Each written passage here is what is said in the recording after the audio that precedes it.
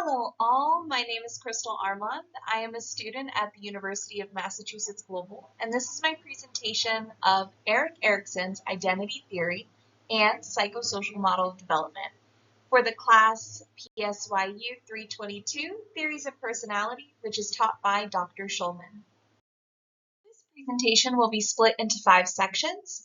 The first will explore the major premises of Erikson's theory. The second will explore how Erikson addressed gender and cultural influences, personality within his theory, and then we will move on to how does personality develop? Section 4 will then address how personality develops over the lifespan, and finally, I will share my thoughts by addressing my personal opinion of this theory, whether all aspects of the personality are addressed, what I believe should be included or taken away, whether I believe the theory to stand the test of time and continue to be valid up until the present day, and as well as any conclusions or additional thoughts that I may have. Section 1. The major principles of Erikson's theory. Erikson believed that development was an ongoing, lifelong process that affects the expression of self and the experiences one can have. The first stage is trust versus mistrust, which is dependent upon whether the infant's physical and emotional needs are met. The second stage is autonomy versus doubt, where a child's exploration can lead to encouragement from the caregiver to foster autonomy and a sense of self or dependency, which can cause the child to doubt themselves. The third stage, initiative versus guilt, where freedom of selection is central. The fourth stage is industry versus inferiority, where the child expands their sense of the world, learns gender roles, and acquires new basic skills. The fifth stage, identity versus role confusion, is a transitory phase of life where the individual is exiting childhood and entering into adolescence, where they will test their limitations and enter self-discovery. The sixth stage is intimacy versus isolation, where the central task is to bond with others in society and form intimate relationships.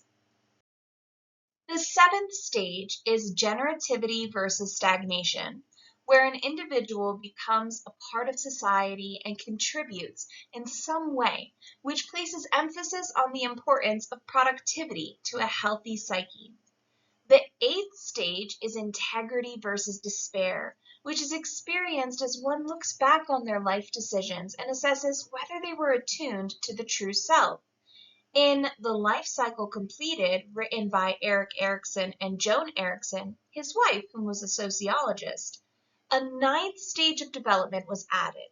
It was coined as the stage of development during very old age from 80 toward death. And despite the crisis remaining the same as in stage 8, there is an added aspect of choosing involvement versus resignation, and all of the previous 8 stages are being cycled through at this last 9th stage. It is important to note that this last stage was written as Erik and Joan were in their 80s moving into their 90s. The 5 basic principles within Erikson's framework, which provides a wonderful introduction to his identity theory, is that Erikson's psychosocial stages of development each have a crisis that the individual must resolve in order to obtain an attribute or basic strength. This will be explored further in later sections.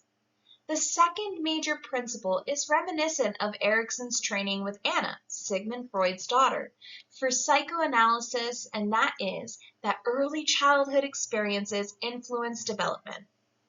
The third calls back to the first stage, but is the thread that holds all of Erikson's psychosocial model together, and that is that trust is the foundation of healthy development.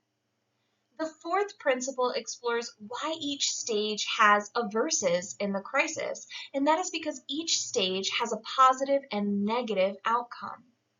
Finally, the last major principle is that personality development continues throughout one's lifespan, Erikson believed that Freud's position of development stunting at age 6, as stated by Corey in 2017, was incorrect, and posited that the individual's development, ranging from dexterity, skill acquisition, cognition, and personality, was continuous throughout the entire lifespan, from birth until death. Section 2. Gender and Culture. From studying the PSYU of South Dakota and the Yurok from Northern California, Erikson was able to explore how culture helps to shape personality. This is why the model is known as the psychosocial. It also helps that Erikson's wife was a sociologist, which also influenced his exploration of various societal expressions and rules. This is also why his theory is generalized into crises, so that it is broad enough to encompass these various expressions of humanity while exploring the human underneath it all despite culture. However, some critique Erikson of focusing more on a boy's development rather than girls, even citing his work on leaning on biology-driven personality traits not similar to Freud. However, this could not be further from the truth, as Erikson believed and frequently stressed that both men and women have equal masculine and feminine aspects, which he deemed modes that he posited individuals utilize at their own discretion as situations deem appropriate, and that it is necessary for the healthy development of the individual. Section 3. How does personality develop? Schultz and Schultz, in 2017, state that each stage's basic strengths can be achieved by adapting to the crisis that each stage presents. These strengths are hope, will, purpose, competence, fidelity, love, care, wisdom, and the final stage offers courage as the individual traverses new issues and challenges relating to a slowing body, health issues, loss, and the individual can choose whether to remain an active agent within their life or resign to a passive participant. Berzov in 2022 expressed how Erikson's contributions provided a major contribution to the field of psychology by outlining not only the stages of development, but also the healthy expression as well as potential dysfunction. Going through the stages now with the understanding of the attribute and basic strength, one begins to see how personality develops. In stage 1, trust versus mistrust, it's the person's environment and caretakers and how attentive they are during the individual's most vulnerable state. If they are attentive, then a basic sense of foundational trust will foster hope and trust in themselves in the future. However, if not, then this individual will have a sense of uneasiness and may not be able to engage with the world around them as freely. In the second stage, during toilet training, the individual is learning that they have control over themselves and their body and have more liberty to explore the world around them and with their senses. If they are in a safe environment that is encouraging them, then the individual will have a sense of autonomy, which will foster the ability to exhibit their will in a healthy way. However, if the child is met with overprotection, the child will garner a sense that the world is unsafe and have a sense of doubt within themselves and their ability. Or if the environment is abusive or shameful, then the child could walk away from this stage with no will to speak up for themselves or demand healthy relationships in the future. In the third stage, the child is faced with the ability to achieve a sense of purpose within their ability through an established felt sense of safety that builds into the ability to take initiative in class, on the playground, and at home. This is a time of rapid skill acquisition, and opportunities to feel accomplished abound in the various settings the child interacts with. However, if those around the child admonish them severely when something is done incorrectly, then an intrinsic sense of guilt will fuel the child, and an apprehensive demeanor can ensue, or even a perfectionist attitude with a deep fear of getting things wrong. In the fourth stage of industry versus inferiority, it takes it a step further, with the child being able to take the initiative to create and engage with their society and culture and feel confidence. In the fifth stage of adolescence, these adolescents are discovering who they are, what do they stand for, and are building their identity. If they adapt to this broadening of horizons, then they can achieve a sense of faithfulness to their culture, social groups, family, a cause that they believe in, and obtain qualities such as loyalty and a supportive demeanor. However, if they have a maladaptive outcome, they will harbor a sense of inferiority, which can cause them to hide away and feel confusion. In the sixth stage, the young adult is primarily focused on connection, and this ability to connect with others is made a bit easier when they know who they are. Hence, the stages build upon each other. If the young adult is successful, they're able to find love and support and community, whereas the individual who is not able to connect isolates further away from others and may even withdraw from society, becoming reclusive. In adulthood, generativity gives a sense of care and grander purpose that was established in stage 3. They feel like they're part of society and engage in various activities, including their career. However, those who stagnate could be immature in nature, almost seeming as if they're stuck in the past. Maturity in the 8th stage brings with it the opportunity to feel integrity with who the individual is, and as they look back on their deeds, they feel a sense of peace, which manifests with sharing wisdom. The antithesis could be despair for the life unlived or the misdeeds engaged in, which causes grief within the self. The final 9th stage is also an extension of integrity versus despair, but with the addition of whether the individual is still an active participant in life, continuing to involve themselves in the world around them, or resign to others taking over their care and decision making. Section 4.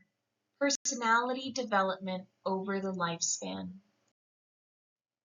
Does Erikson address the development of one's personality over a lifetime? A resounding yes. The psychosocial model explores the person's development from birth until death, and with the publication of the life cycle completed, additional information was shared about old age from one's 80s to death. However, there is a very valid argument regarding the fact that more in-depth exploration was given to childhood. This will be explored a bit more in Section 5. Section 5. Personal Reflections. In reference to validity, it is my personal opinion that Erikson's work is just as valid in today's postmodern society than it was during its conception.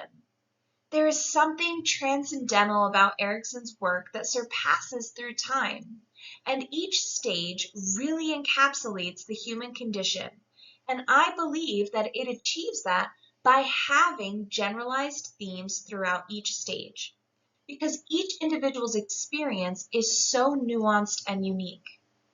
It is sincerely when one begins to read Erikson's material and really explore and ponder what he's trying to convey that you truly get to appreciate how perceptive Erikson was as he studied the world around him and the human condition. However, this generalization and inflexibility with age for the stages could also be argued with as being rigid. Perhaps development of trust during infancy is too narrow when one begins to contemplate how much information is being processed by the infant and all the skill acquisition that's occurring at a rapid rate. In fact, Joan Erikson explores how sensory information fuels and influences the development of all individuals throughout their lifespan. Erik Erikson himself even expressed how he and his constituents were all fixated on childhood, and that he believed the next wave of thinkers would be focused on adulthood. I believe Erikson's psychosocial model of development gave areas of opportunities to develop an intrinsic felt sense, like trust or mistrust, in a generalized manner in order for future researchers and clinicians to be able to expand upon the model and to add it to whatever the Eriksons were limited to in their time. Erik Erikson did a wonderful job of expressing many aspects of personality from an intrinsic point of view, to how the environment influences personality across the lifespan, to how culture does so. But as admitted by Erikson, he was limited by his time, and the uncovering of how much the childhood can affect one's present really did get fixated upon during his time.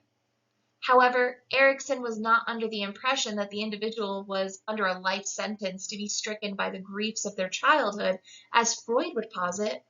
Instead, he acknowledged how our childhood affects our learning, and if we know not better, that we will lean back on those early lessons in life, unless challenged later on. Also, aspects of extroversion versus introversion and traits that become more prominent later were not a focus of Erikson's, and rather the whole of the person and their place in connection with others was what he focused on more. Despite this, the generalization that Erik's model has is also a strength, as it still holds valid in present day. With all of that being said, I would love to encourage you, the viewer, to engage with Erikson's work, as he published many books and papers exploring what we have touched on here today. For the lack of focus on adulthood, we see Erikson claim that he felt the next wave of researchers would focus upon that stage. But he also wrote books that touched on the topic of adulthood outside of the life cycle completed, including Vital Involvement in Old Age or Insight and Responsibility. This personality theory explores much of what identity is and crisis is. Identity crisis. How one can adapt during formative years to achieve a fruitful life, and how is it that we achieve a life well lived. The following are the references for this presentation. Thank you so much for taking the time to listen to my presentation. I am affiliated with the University of Massachusetts Global as a student, and below you can find my contact information should you have any questions regarding the material presented. Have a beautiful day.